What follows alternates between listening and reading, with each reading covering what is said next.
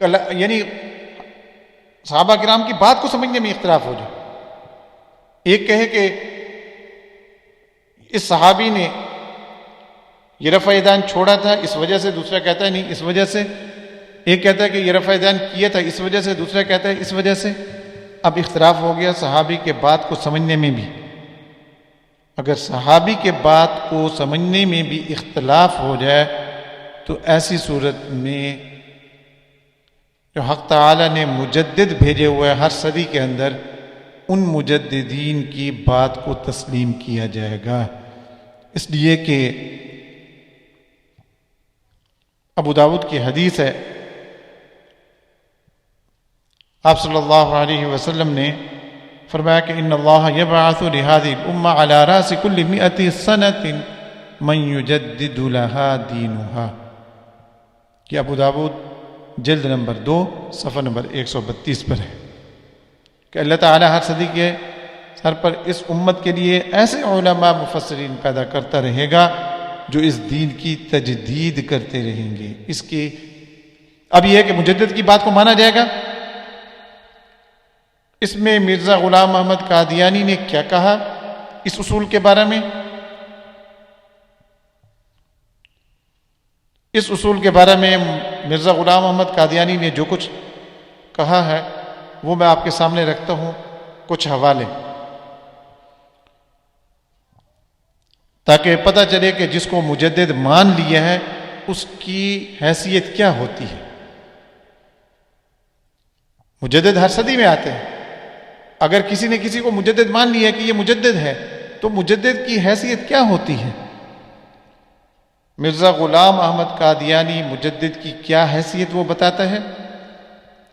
چنانچہ روحانی خزائن جلد نمبر 3 صفحہ نمبر 7 پر وہ لکھتا ہے کہ جو لوگ اللہ تعالی کی طرف سے مجددیت کی قوت پاتے ہیں وہ نرے استخاء فروش نہیں ہوتے، بلکہ وہ واقعی طور پر نائب رسول اللہ صلی اللہ علیہ وسلم اور روحانی طور پر جناب کے خلیفہ ہوتے ہیں. خدا تعالیٰ انہیں تمام نعمتوں کا وارث بناتا ہے جو نبیوں اور رسولوں کو دی جاتی ہیں. تو ایک جو اقرار اس نے کیا مجدد کے بارے میں، وہ کہہ رہے ایک تو یہ کہ یہ ویسے نہیں ہوتے، عام لوگوں کی طرح نہیں ہوتے، بلکہ یہ نائب رسول ہوتے ہیں، آپ صلی اللہ علیہ وسلم کے روحانی خلیفہ ہوتے ہیں. اور اللہ تعالیٰ نے جو نعمتیں انبیاء علیہ السلام کو دی ہیں، تمام نعمتوں کا وارث اللہ تعالیٰ ان کو بناتے ہیں. تمام نعمتوں کا وارث جو انبیاء علیہ السلام کو اللہ تعالیٰ نے نعمتیں دی ہیں، ان نعمتوں کا وارث اللہ تعالیٰ مجدد کو بناتا ہے. تو مجدد کے بارے میں مرزا غلام قادیانی نے یہ بات تسلیم کی کہ وہ نبی کا وارث ہوتا ہے، وہ نبی کا روحانی خلیفہ ہوتا ہے، اس کو تمام نعمتیں دی جاتی ہیں جو انبیاء علیہ السلام کو دی جاتی ہیں. چنانچہ دوسری جگہ پر وہ لکھتا ہے مجدد کا علوم لدنیا و آیات سماویہ کے ساتھ آنا ضروری ہے. جس کو آپ مجدد مان لیں گے اس کے پاس علم لدنی بھی ہونا چاہیے اور علم سماوی بھی ہونا چاہیے. یعنی اللہ تعالیٰ کی طرف سے اس کو جو الہامات ہوتے ہیں، دل کے اندر القاء ہوتے ہیں، ایسا علم بھی اس کے پاس ہونا چاہیے. اور اسی طرح شریعت کا علم، جو کتاب اللہ تعالیٰ نے نازل کی اس کا علم بھی ہونا چاہیے. اور یہ بات اس نے لکھی ہے روحانی خزائن جلد نمبر 3 صفحہ نمبر 179 پر. تیسری جگہ پر وہ لکھتا ہے کہ یہ یاد رہے کہ مجدد لوگ دین میں کوئی کمی بیشی نہیں کرتے، گم شدہ دین کو پھر دلوں میں قائم کرتے ہیں. اور یہ کہنا کہ مجددوں پر ایمان لانا کچھ فرض نہیں، خدا تعالی کے حکم سے انحراف ہے. وہ فرماتا ہے من کفر بعد ذلك فاولئک هم الفاسقون، جو اس کے بعد انکار کرے گا یہی لوگ فاسق ہیں. تو مرزا غلام قادیانی نے یہ تسلیم کر لیا کہ جو لوگ مجدد ہوتے ہیں وہ دین میں کمی بیشی نہیں کرتے، بلکہ گم شدہ دین کو دلوں میں قائم کرتے ہیں، اور ایمان لانا بھی ان پر ضروری ہے. اور جو ایمان نہیں لاتا وہ خدا تعالیٰ کے حکم سے انحراف کرتا ہے. اور آگے آیت پڑھی ہے، آیت لکھی ہے، من کفر بعد ذلک فاولئک هم الفاسقون، جو اس کا انکار کرے گا وہ فاسق ہو. گویا کہ مجدد کی بات کا انکار کرنا فسق ہے، یہ تعالیٰ کی نافرمانی ہے.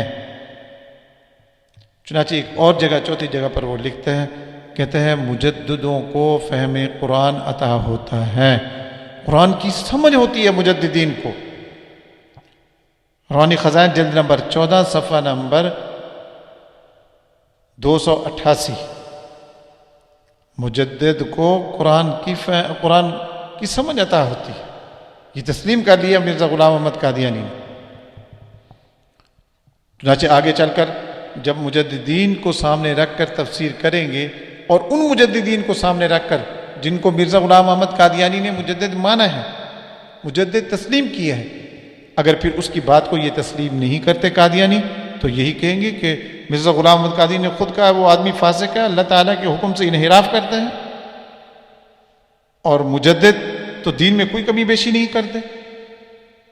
مجددوں پر ایمان لانا تو فرض ہے، اور مجددوں کو اللہ تعالیٰ ان تمام نعمتوں سے نوازتے ہیں جو انبیاء علیہ السلام کو اللہ تعالیٰ نے دی ہوتی ہیں، اور روحانی طور پر وہ خلیفہ ہوتے ہیں آپ صلی اللہ علیہ وسلم کے. پھر ان کی بات کیوں نہ مانی جائے؟ چنانچہ ایک اور جگہ مرزا غلام احمد قادیانی لکھتے ہیں کہ مجدد مجملات کی تفصیل کرتا ہے اور کتاب اللہ کے معارف بیان کرتا ہے. یعنی ایک بات جو تفصیل کے ساتھ نہیں ہوتی اس کی تفصیل مجدد کرتا ہے. چنانچہ روحانی خزائن جلد نمبر 7 صفحہ نمبر 290 پر ہے. اور ایک اور جگہ پر اس نے لکھا ہے کہ مجدد خدا کی تجلیات کا مظہر ہوتے ہیں. چنانچہ روحانی خزائن جلد نمبر 12 صفحہ نمبر 341 پر. تو اس سارے مضمون کا نتیجہ یہ نکلا کہ کلام اللہ اور حدیث رسول صلی اللہ علیہ وسلم کا جو مفہوم مجددین امت بیان کر رہے گے وہی قابل قبول ہے، اس کی مخالفت کرنے والا فاسق ہوتا ہے.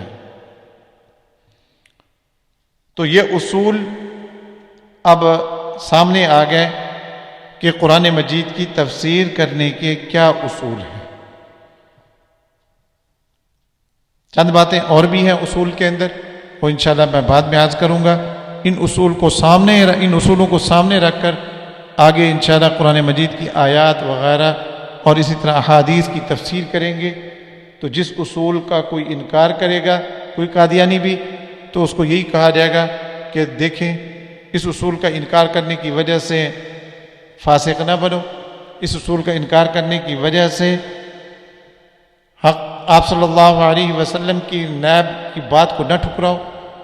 تو یہ اصول تو مرزا غلام احمد قادیانی نے تسلیم کیے ہیں. تو بہرحال ان اصولوں کو سامنے رکھ کر آگے قرآن مجید کی آیات کی تفسیر سامنے رکھی جائے گی. حق تعالیٰ میں سمجھنے کی اور عمل کرنے کی توفیق عطا فرمائے. وآخر دعوانا الحمد للہ رب العالمین.